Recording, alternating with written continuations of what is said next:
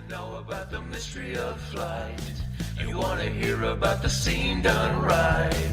So kill your TV and just come outside. We're gonna take you on a beautiful ride. The Fling Show, the Fling Show, the Fling Show, the Fling Show, the Fling Show. Well, all right. Welcome to the Fling Show this evening, folks. Thank you for joining me, your host, Chris McClung. Of course, that was my favorite co-host, David Himmeline, as well. Thank you so much for all that you do. Of course, this wonderful music that you get to see and hear, I guess, all from David. So thank you there. We're also going to get to see David do an interview here in just a little while. But until then, of course, we need to first thank our sponsors for the Fling Show. That's Team Lone Star Disc, the only disc made and manufactured in the great state of Texas, outside of Houston, in Conroe, Texas. We thank you for all that you do. Got a new disc out called Crockett. Get you one if you haven't gotten one yet. It is amazing, as you will hear in just a little while from our special guest, just how amazing that plastic really and truly is. But thank you, Team Lone Star Disc, for being our sponsor of the Fling Show. And off we go. But until then, as you can see, hit that like and subscribe button. Sure does help us out. We do appreciate it. Thank you so much for everybody who joins in and tunes in whenever you do consume this show.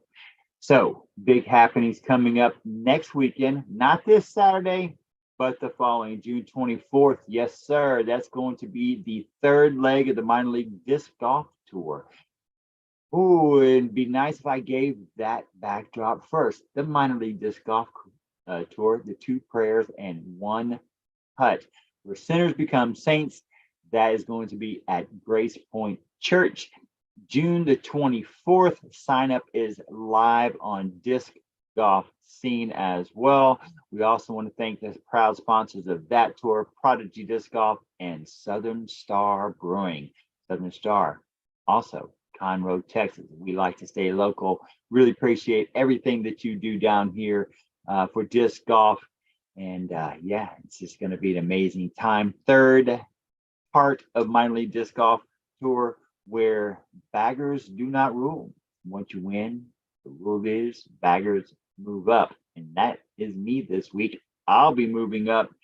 Cannot wait to get back in competition with Mr. Brandon Martin. I'm looking for you, because that basket, it's mine. So, second part of that, which I think I just kind of gave a little bit of hint, we have a B tier coming up called the Don't Call It a Throwback Open. That's going to be at Shawshank. That tournament is also open and ready for sign up to Disc Golf Scene on October the 24th. Once again, it's a PDGA C tier for those age protected divisions. You're looking at one of those 40s, 50s, 60s, 70s, ladies and men's division. It's all for you. Be here at beautiful Shawshank Disc Golf Course. Love that place. Steve Dufresne's done a wonderful job up there. I hope you are all able to wish the senior Miss Dufresne his 93rd birthday. If you haven't, give him a belated shout out and a happy birthday to him, because that man has done some incredible things. Now, we do have a very special guest that we have been trying to get on the show for a long time. And of course, you're going to hear me repeat that here in just a moment as well. But we finally chased him down, had to do it on his time.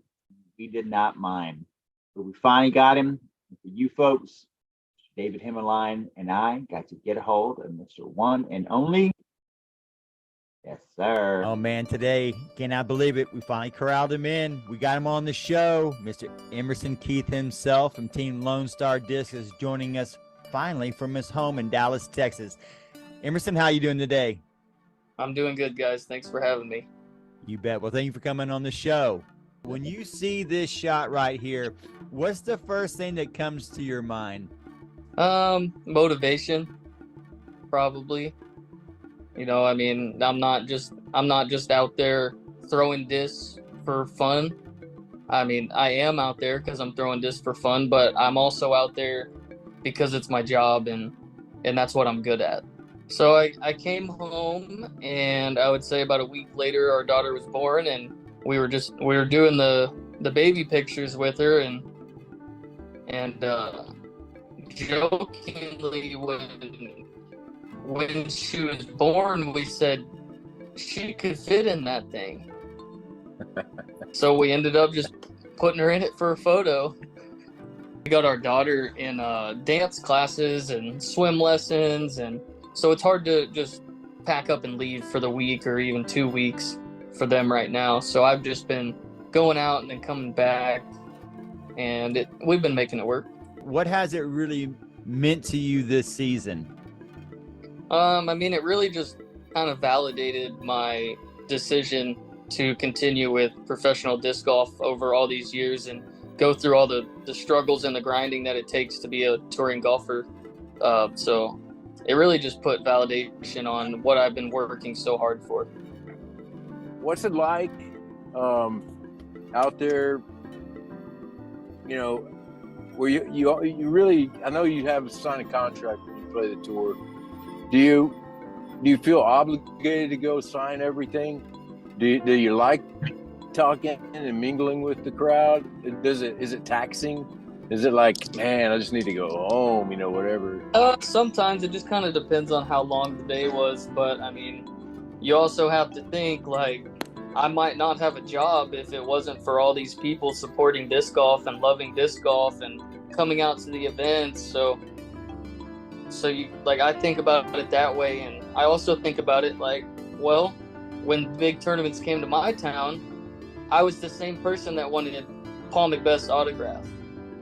So I have understanding for me being in someone's city one time a year and them taking the time out of their busy lives to come and see me and meet me and get my autograph. So I'll put myself out there every single time, no matter how tired I am.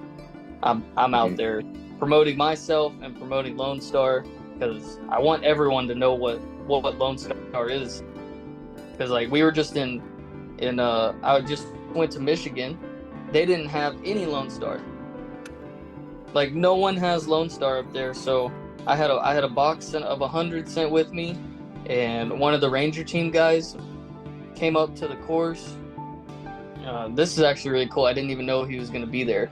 I was just selling discs at a doubles tournament, and then he ended up being there, and he had a bunch of discs at his car. So we had a table with discs for sale and testers. So before they bought it, they could test them, and we didn't have a single person that tested a disc and didn't buy it.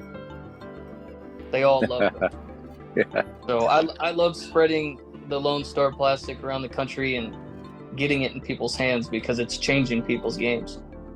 I think you're also doing that best by your play as well. So a couple questions about your tour and what's going on right now. You're getting ready for your next tournament. So how do you feel so far, almost midway through the year, about how things are going, and what's kind of your plan moving forward? Because you're right there on that cut line right now to make it into the final. So what are your thoughts? I definitely need to pick it up. I'm having too many up and down tournaments, too many up and down rounds. I was able to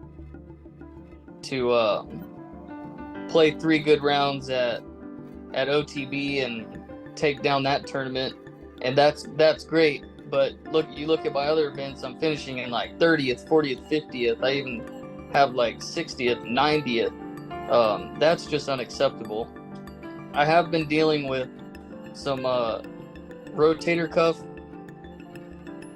injuries as of lately, so that every once in a while that'll still bother me, but I'm still doing what I can to rehab it and keep it strong. And so for the rest of the season, it'll be staying healthy and finishing as high up in these tournaments as I can to get the points.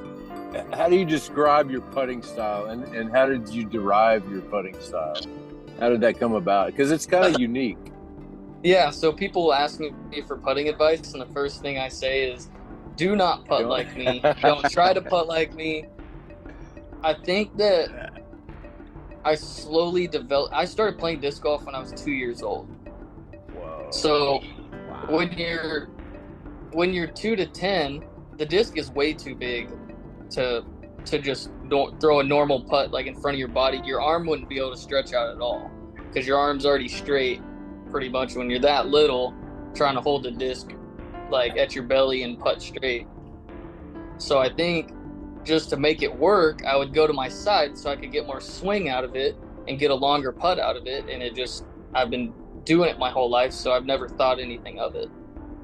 No, I've never given a lesson on how to putt like me, but I have a lot of people that come and talk to me and tell me, oh, I started putting like you and I'm making all these putts, and I'm just like, good luck with the struggle because it's a rough road. That's funny. It's really cool that you're saying that because I even told Chris a long time ago before you got your big win and everything. I was like, man, Emerson is amazing, but that putt breaks down under pressure. Not your putt. I'm not talking about yours. I'm talking about the style because I have a similar weird putt. You know, it's not a what I call a big muscle putt. You know, where I'm lifting up the arm and using the whole arm as for the putt. I'm using a lot of little chains, you know, a lot of little links. So I totally get that, you know, and under pressure, it always seems it bites me, you know, sometimes it's like out of nowhere, one will just sail by and miss everything, you know, but obviously I don't put the practice in that you do. So I'm not trying to jinx you or anything. That'll happen with any putt under pressure. You know, it's, amen. You just got to put in the work to where when it does come time to make that one putt, then you're able to do it.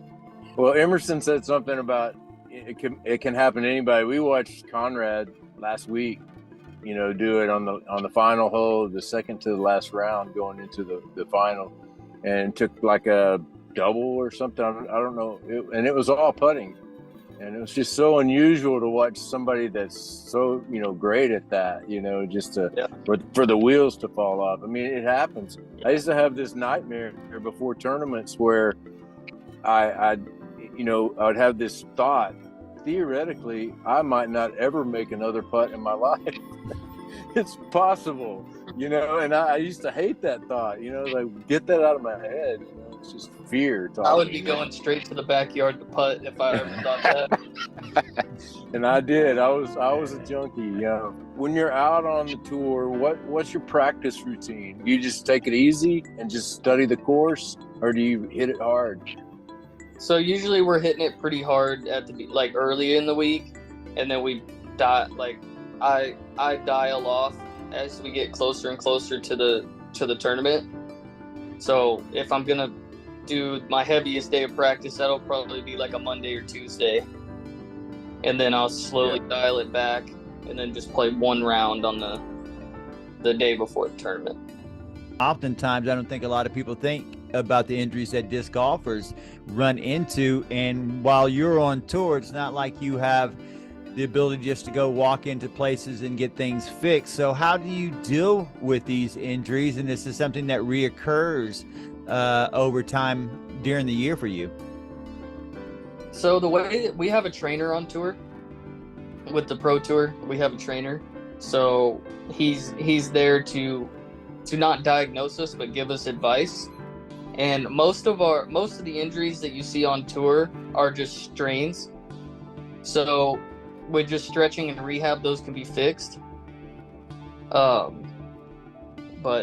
it's tough for anyone to stay completely healthy all season long. It's just about unheard of. There's usually something going on with just about everybody at every event, and you just got to make sure that you're doing the right thing by playing the event and not hurting yourself further, or walking into a really serious injury where you're out for half the season. Do you see yourself slow down on some of your practice as the season goes along, or does it just continue as far as your body can take it? It kind of depends on how the body's feeling. Like we have to be very in tune with our bodies and listen to them. Because as soon as we stop listening to them, then that's where you see us get really hurt. So if you're like feeling not so great, just take an extra day off, or just putt that day, or just go walk the course. You don't necessarily have to keep pushing and pushing and pushing to play good, because it's more important to be healthy. You rather be healthy and have less practice than get all the practice and be not healthy for the event. You got to find a really good happy medium in there with listening to your body on how it feels and then getting your practice in. On that point, I was thinking it'd be cool to have a pitch count, or some kind of app on your phone, or just something that just kind of regulates how many times you throw in one day. Because you get out there and you throw 4 drives per hole. You've thrown 5 tournaments worth of throws, all in one day. I can see how it'd be easy. I would imagine around 500 shots a day. Yeah, no less than 350. When we're hard. Man, I'd be done. See, Chris, it's not just the old guys that get injured. No. I know that. Like I said, you and I come from we come from the sports where injuries are real prevalent, but they don't really talk about it in disc golf, right? Yeah. Most of the time you always hear these young guys walking around, I'm aching here, my back aching here. I'm like, man, hold my beer. Would you just give us a little bit of an idea of what's up next for you, the very next tournament? So I'm actually home right now. So I flew back after Portland. Okay. Because the horses were a monster, so I decided not to play Zootown. And my body's feeling good again, so I'm going to play a beach here in Oklahoma, just about an hour from my house this weekend, and then I'll head up to DDO. And get back on the tour from there. That whole tour, I believe it's goes DDO, Des Moines, Ledgestone, the Preserve, KC Wide Open, and then I think everyone goes to Europe, and I'm not going to Europe this year. I thought that it would be a better idea to give myself a 3-week break mid-season, so that way when the playoff events come and the points really start to matter, I'm ready for them. Okay. Well, appreciate the time, man. We'll definitely be rooting for you. We'll be watching. I'm a huge fan. I watch every throw on the Disc Golf Network. So good luck out there, man. Thanks, guys. Yeah, we really appreciate you coming on, Emerson. Thank you so much for taking the time. We hope to catch up with you later on the season as well. Yeah, definitely. Just let me know. I'd love to come back. All right. Thank you. Wow, that was amazing. He was short on time. We want to keep him long. We're definitely gonna hopefully catch up with him again later on this year, because he is right on that cut line. And as David said, he does watch every throw, which is really neat to see. But what a great ambassador for Team Lone Star Disc, a wonderful representative of the state of Texas as well. Very nice young man. He definitely thinks things through. You can see it through his play. I was fortunate enough to get around in with him as well. And it's just amazing to see what he does. But thank you so much, Emerson. Thank you, Hemi, as well. As you could see, we were fitting him in. Hemi was on the road. And speaking of on the road, Hemi was on the road again. And next week, or maybe even this weekend, we shall see, we have a very special guest that we were able to get a few words from as Hemi hit the road and got down to go see Mr. Jim Dean. Those of y'all who don't know who Jim is, y'all tune in Saturday. I'm pretty sure this young man, this is just amazing what he does here in the Houston area, in Spring Valley in particular. Can't wait to have his episode on as well. It looked like Emmy and Jim sure did have a wonderful time. Well, luckily, folks, this is one of those short episodes. I hope you appreciate that. It was wonderful to play this week with all my card mates as well. I look forward to, this coming up tournament. Can't wait to see all my friends out there again. And as we say at the Fling Show, go throw something in the air, play disc golf. It wouldn't be a Fling Show until you see Mikey taking the roll. So until next time, folks, y'all have a good night.